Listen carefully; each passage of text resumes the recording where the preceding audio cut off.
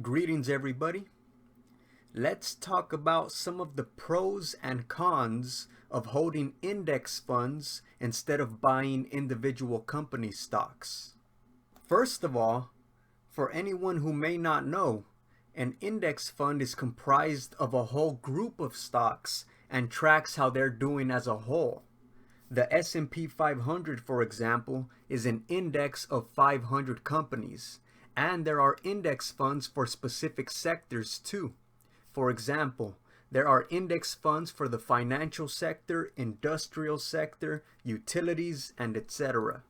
With that out of the way, a pro about index funds is that they're considered safer than investing in individual stocks, because the sector as a whole will probably eventually and indefinitely go up long term, whereas individual companies can go through turmoil for years and or even go out of business entirely, while the sector as a whole might be doing okay or great.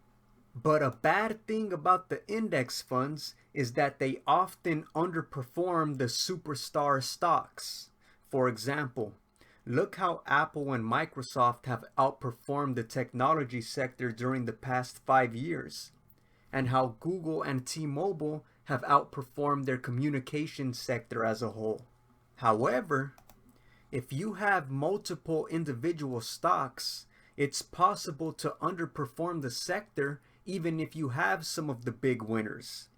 For example, if someone had Google, Comcast, and Verizon, their average return for the past 3 years, if they invested the same amount of money in each company, would be 12.7%, whereas the index returned 16%.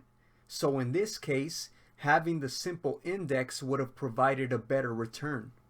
As another example, let's say someone had Johnson & Johnson, Pfizer, and AbbVie instead of the healthcare index.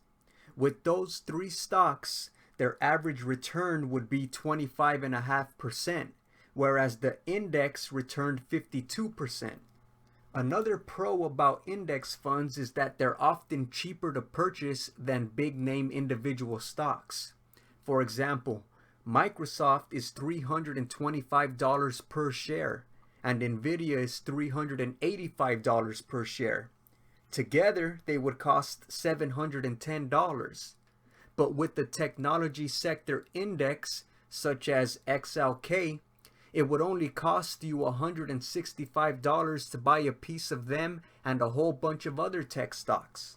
However, a con about index funds to me is that a lot of them only pay dividends once a quarter, every 3 months, and their dividend yield is often less than a lot of individual stocks.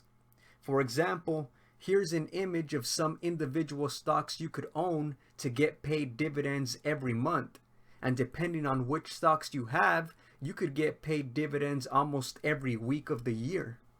But lastly, speaking of all those separate dividend stocks, one last pro to me about index funds is that it's simpler and cleaner when compared to holding a lot of individual stocks. But at the end of the day, no one says you have to choose either or. You can have index funds and individual stocks if you'd like.